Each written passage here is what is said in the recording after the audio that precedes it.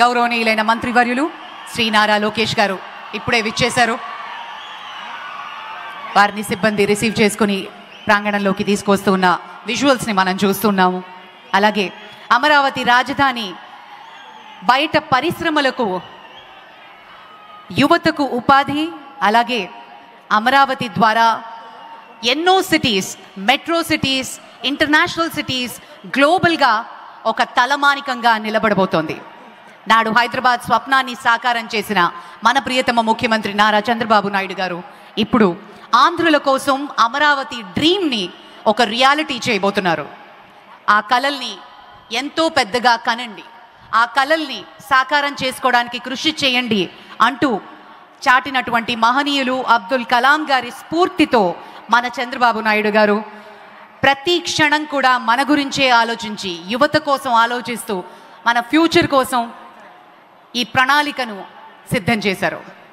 2020 చేసినప్పుడు అందరూ అనుకున్నారు ఇది సాధ్యమా అని. 2047 విజన్ ఇచ్చినప్పుడు ఇది నిజంగా సాకారం అవుతుంది అని ప్రతి ఒక్కళ్ళు నమ్ముతున్నాం ఈరోజు మరి అదేవిధంగా ఈ బృహత్తర యజ్ఞానికి వెన్నుదన్నుగా నిలబడిన రైతన్నలందరికీ పేరు పేరున పాదాభివందనం చేసుకుంటున్నాం ఈ సందర్భంగా. అలాగే మరి ప్రపంచమంతా చూస్తున్నటువంటి నేత మన నరేంద్ర మోదీ గారు గ్లోబలీ మోస్ట్ పాపులర్ ప్రైమ్ మినిస్టర్గా పేరు తెచ్చుకుంటున్నారు మన ప్రధాని గారు. ఆయన కూడా ఒక గొప్ప విజనరీగా రాబోయే రోజుల్లో ప్రతి రాష్ట్రం ముందుకు వెళ్ళాలి, అలాగే ఆంధ్రుల కోసం ప్రత్యేకించి ఆయన అభిమానంతో అమరావతి కోసం కేంద్ర ప్రభుత్వం ద్వారా కొన్ని వేల కోట్లని ఇచ్చి మరి ఈరోజు ఈ శంకుస్థాపన మరియు ప్రారంభోత్సవం అలాగే జాతికి అంకితం చేస్తున్నట్టు శుభతరుణం. మరికొద్ది క్షణాల్లో ఈ ప్రాంగణానికి పెద్దలందరూ రాబోతున్నారు. ఇక అమరావతి గురించి చెప్పుకోవాలి అంటే ఎంతో చరిత్ర. మనకి రాబోయే రోజుల్లో అమరావతి కళ ఎలా ఉండబోతోంది, దాన్ని రియాలిటీలోకి తీసుకురావడానికి సింగపూర్ సహాయంతో ఒక మాస్టర్ ప్లాన్ని రూపొందించడం జరిగింది. ప్రపంచ ప్రమాణాలతో వాటికి తగ్గినట్టుగా ఒక రాజధాని నిర్మాణాన్ని చేసుకోబోతున్నాం.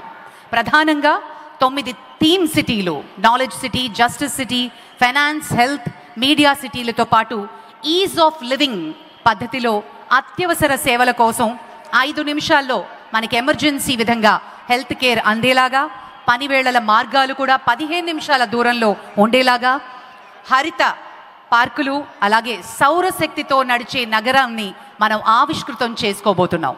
అందమైన రోడ్లు, చక్కటి పార్కులు, నదీ తీరం అభివృద్ధి, ఒకవైపు బ్లూ కారిడార్, ఒకవైపు గ్రీన్ కారిడార్, వీటిని సమనిష్పత్తిలో ఏర్పాటు చేసి ఒక మాస్టర్ ప్లాన్ని రూపొందించారు. భూముల సమీకరణలో వినూత్నమైనటువంటి ప్రయోగాన్ని ఒక మోడల్ సిటీగా ప్రపంచమంతా మనల్ని చూసే విధంగా అమరావతిని ఆవిష్కృతం చేసుకోబోతున్నాం. చాలా చాలా ఆనందంగా ఉంది. అండ్ ప్రత్యేకించి మన రైతన్నలు తమ భూముల్ని స్వచ్ఛందంగా ఇవ్వగా అభివృద్ధి చేసిన ప్లాట్లతో పాటు ఎంతో వినూత్న రీతిలో వీరికి అమరావతిని ఒక మోడల్ సిటీగా చేసి చూపించి